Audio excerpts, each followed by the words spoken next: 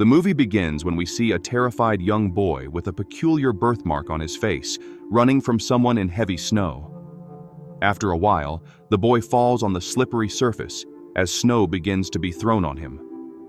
Days later, the distraught parents of the boy are interviewed about his disappearance.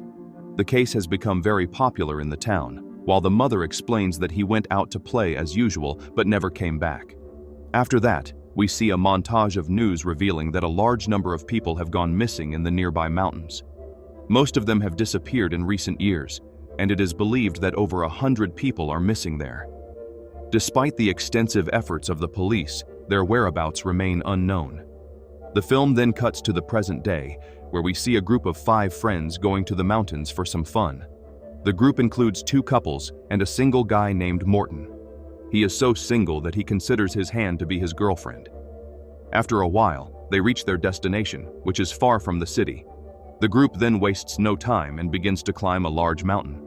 They chose this quiet place because they didn't want to wait in lines and ski among thousands of other people. Once on the summit, they are left absolutely speechless by the stunning view. After chatting for a while, they all begin skiing down the mountain. In the first few minutes, they have a great time while showing off their impressive skills. However, disaster soon strikes. Morton loses his balance and ends up in an accident. The others rush to check if he is okay and realize that he has broken one of his legs.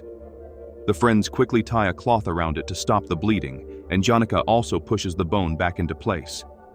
This will stave off danger for now, but Morton still needs first aid. Unfortunately, due to the bad weather and high altitude, the cell phone signal isn't working. Jonica thinks it will take a long time to get back to town and call for help, so they start looking around until they spot a building in the distance. Morton is completely unable to walk at this point, so the group improvises a sled for him and carries him to the shelter.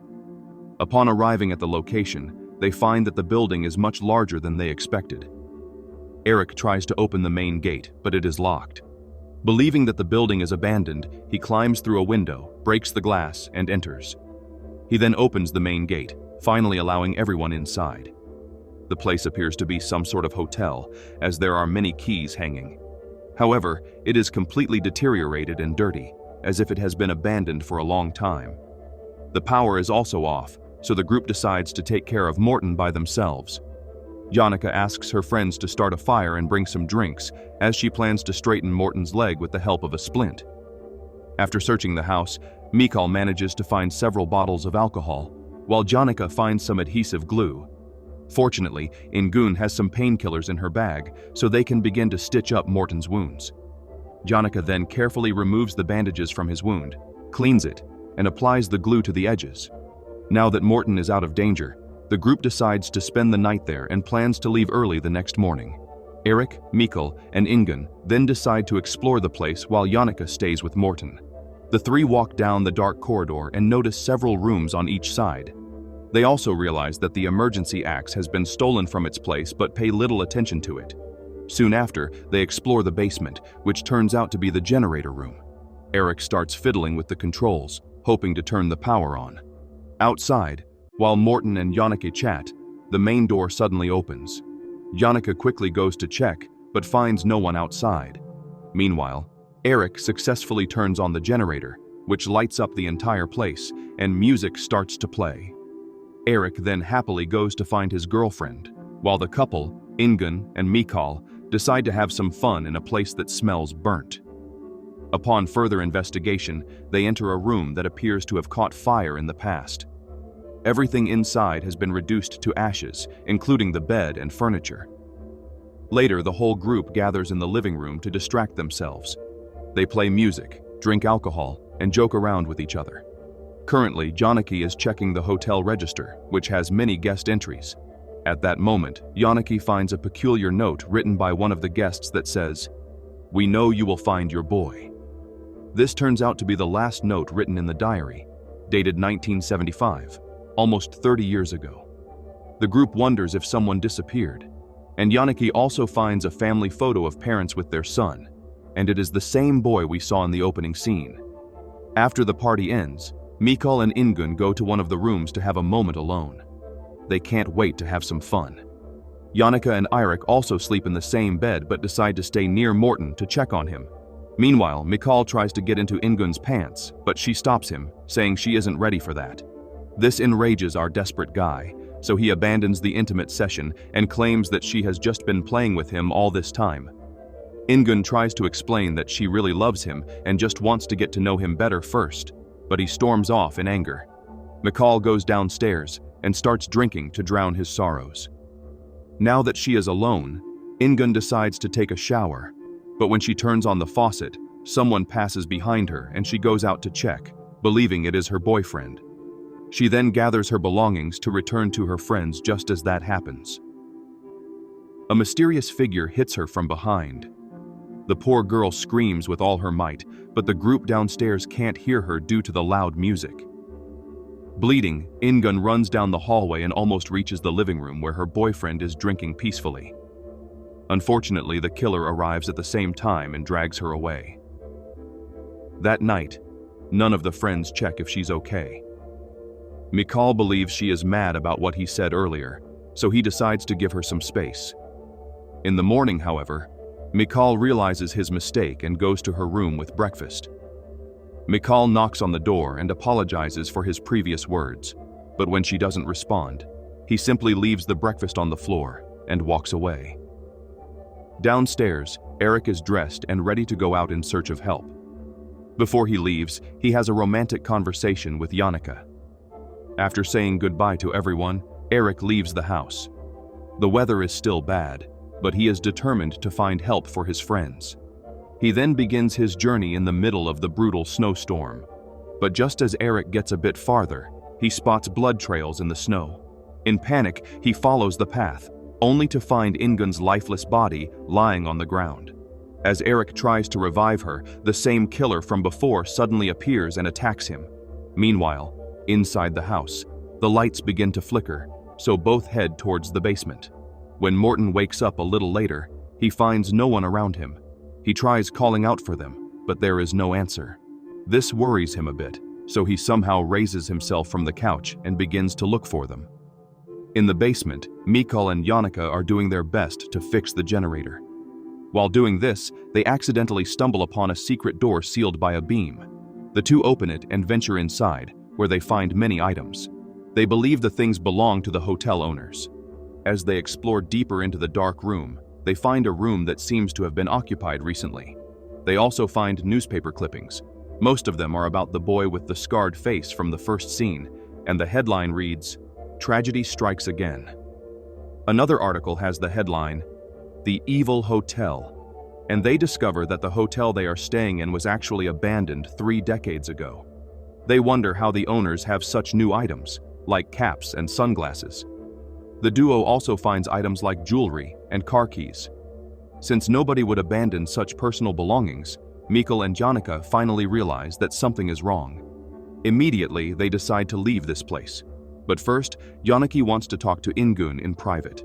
However, as soon as she opens the door, she is completely surprised to see blood spread across the floor. Meanwhile, Morten goes to the kitchen, where he finds a jar of beans and tries to open it, but without success. When Mikael comes upstairs, he is startled by his friend's scream and rushes to the kitchen. But Mikael is even more frightened to see blood streaming from the door.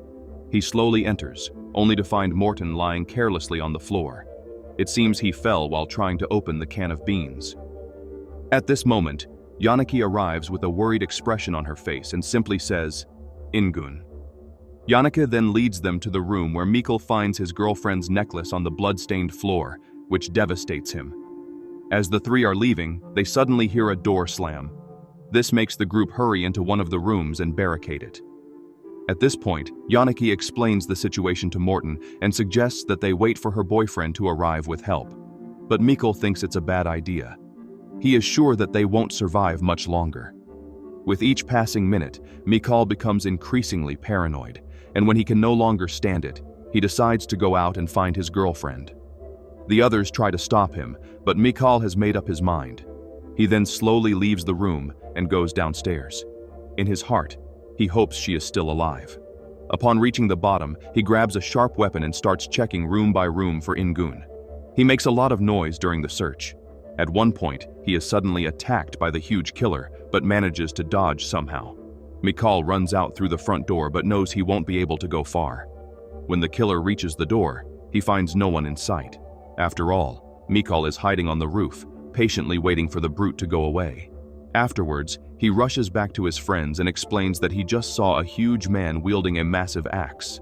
After the blows stop, Mikhail urges Yannicka to leave with him while they have the chance. He believes that Morton is just dead weight and that they should abandon him, but Yannicka argues that there must be another way. Mikhail responds by saying there is no other way and climbs out of the window, running to a nearby shed, hoping to get some important supplies. But his luck runs out when he steps into a bear trap, and the sound of his screams alerts his friends. After freeing himself from the trap, Mikhail quickly enters the shed and sees the brute approaching. He tries to hide, but unfortunately the killer manages to find him. Then, right in front of his friends, Mikhail's neck is crushed, causing him to die instantly. Now that Yannicka and Morton see how deadly the killer is, they decide to escape.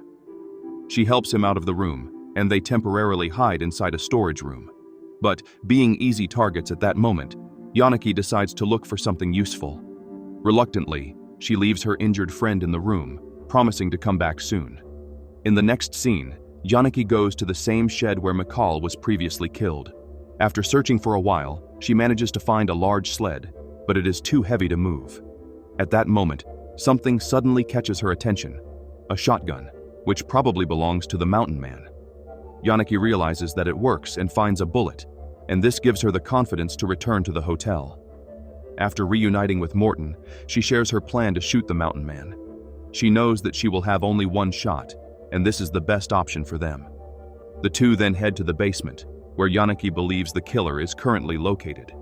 She hides Morton in the darkness and turns off the generator before entering the secret room alone. As she moves a little farther in, someone suddenly grabs her leg, causing her to panic. It turns out to be her boyfriend, Eric, who is still alive. Yannicka is happy to see him, but when she realizes that he can't walk, she decides to deal with the threat first. Soon after, they hear the sound of the killer's footsteps approaching. He soon appears with a flashlight in hand, and Yannicka prepares to shoot him. But before she can do so, he cleverly turns off the lights, plunging the place into darkness. Morton emerges and tells Yannicka that they need to leave immediately, but she refuses because her boyfriend is still alive. Shortly after, the killer reappears, and Yannicka fires her only bullet. But the shot fails when they realize he is using Eric as a shield.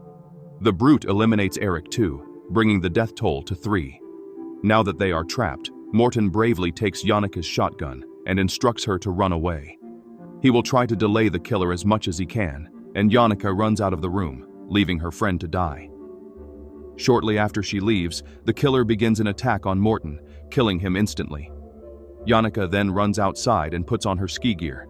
She tries to run through the thick layer of snow in the darkness, but the brute soon catches up to her and knocks her out. When she regains consciousness, she finds herself on a sled with the remains of her deceased friends. The killer is dragging them to a place to dispose of them, and he doesn't notice that Yannicka is still alive. Soon after, he takes them to a deep pit and begins to throw the bodies in one by one. While he is distracted, Yannicka manages to find a razor blade in one of her friend's pockets.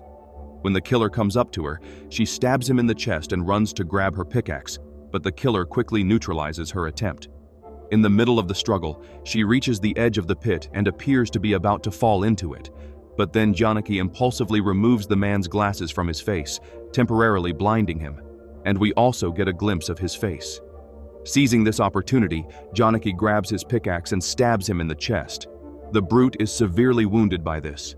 During his free fall, he has flashbacks of his childhood when he was chased in the snow. In a shocking twist, it is revealed that the people chasing him were none other than his own parents. This is probably why he became such a ruthless monster. His body now lies alongside the 4 young people he coldly murdered, and it is here that the film ends.